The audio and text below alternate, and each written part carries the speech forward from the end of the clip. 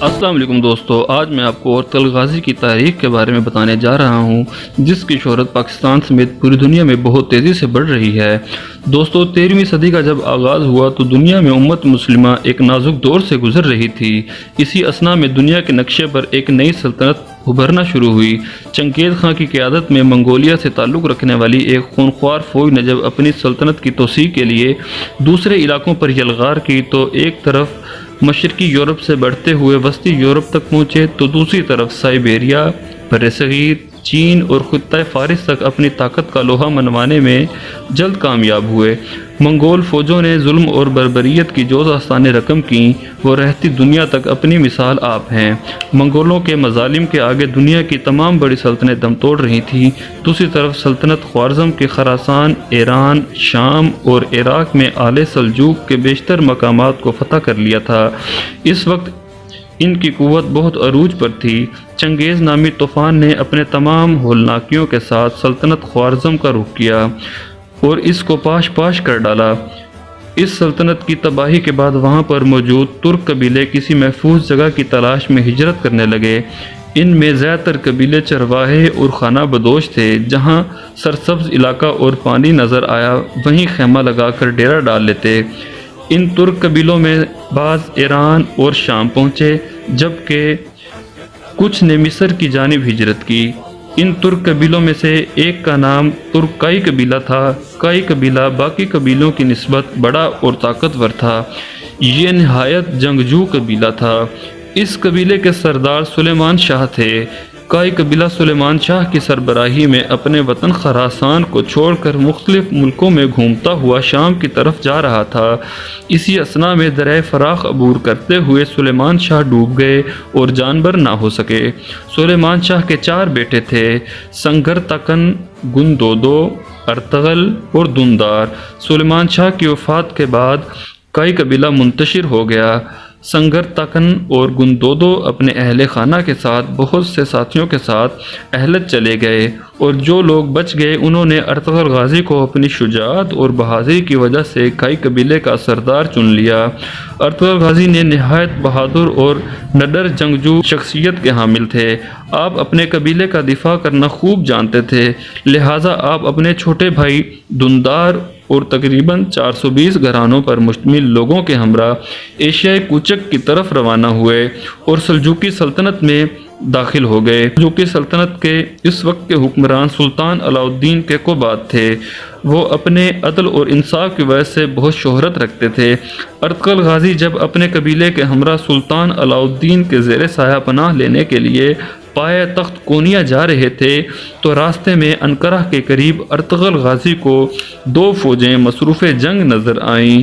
Ertugrul Ghazi کسی فریق سے واقف نہ تھے، لیکن یہ دیکھ کر کہ ان میں سے ایک تعداد کے لحاظ سے کمزور اور دوسری قوی ہے، اپنے سواروں کے مختصر دستہ کے ساتھ جن کی مجموعی تعداد 444 تھی، کمزور فریق کی حمایت کے لیے بڑھے اور اپنے ان تھوڑے سپاہیوں کے ساتھ مخالف فوج پر اچانک بہت تیز حملہ کر دیا۔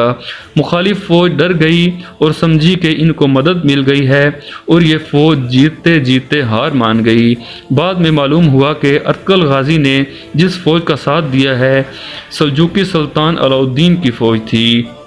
مخالف فوج کے بارے میں اختلاف پایا جاتا ہے کہ بعض کے نزدیک وہ بازنطینی عیسائی فوج تھی اور اکثر کے مطابق وہ تاتاری تھے۔ سلطان علاء الدین ارطغرل کی بہادری سے بہت خوش ہوئے اور آپ کے قبیلے کو اپنی سلطنت میں انقرہ کے قریب کراجہ دا کا علاقہ دے دیا۔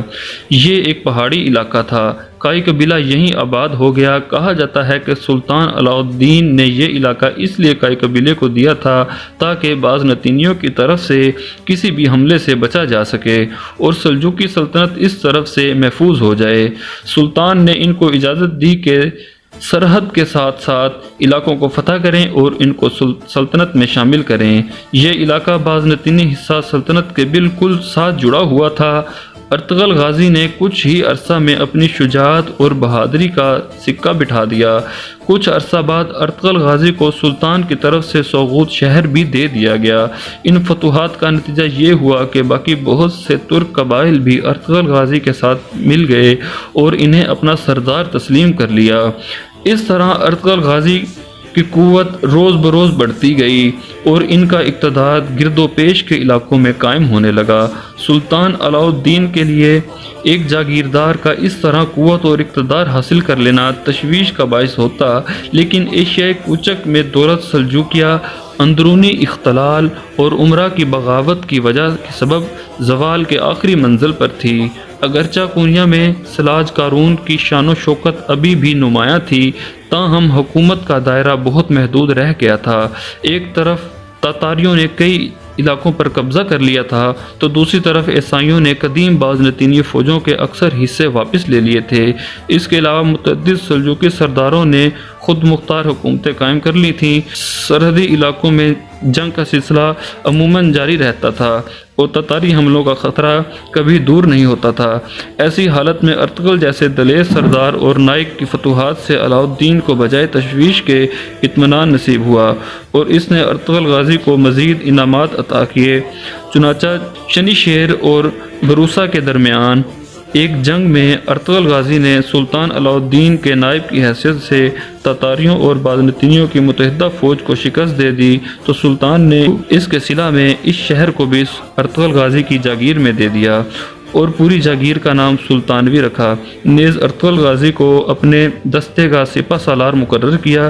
اس وسیع علاقے میں بکثرت چراگاہوں اور زرخیز زمینوں کے علاوہ متعدد قلعے بھی تھے، لیکن سلطانوی کے اکثر حصوں پر خود سر امیروں کا قبضہ تھا اور اس جاگیر پر اپنا تسلط قائم کرنے کے لیے ارطغرل غازی اور ان کے بعد ان کے بیٹے عثمان غازی کو مدتوں جنگ کرنا پڑی۔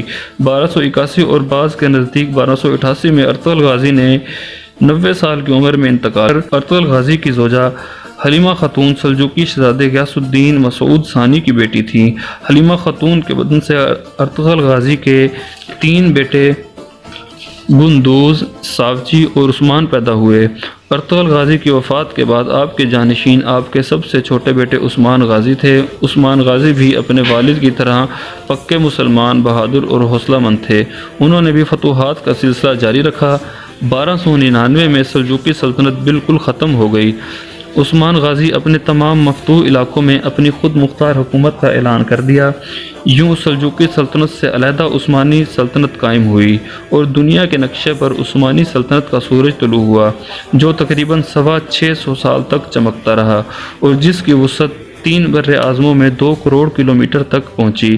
اس عظیم سلطان کے ہر ایک سلطان کی لازوال داستان تاریخی حقائق کے ساتھ اگر آپ جاننا چاہتے ہیں تو اس چینل کو سبسکرائب کرنا مت بھولیں۔ ارطغرل غازی کو سغوت میں دفن کیا گیا۔ آپ کے بیٹے عثمان غازی نے وہاں ایک مسجد بھی تعمیر کروائی۔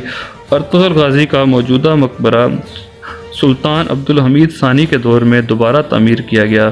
1998 میں ترکمانستان کے دارالحکومت اشک آباد میں آپ کے اعزاز میں ارطغرل غازی مسجد بھی تعمیر کی گئی۔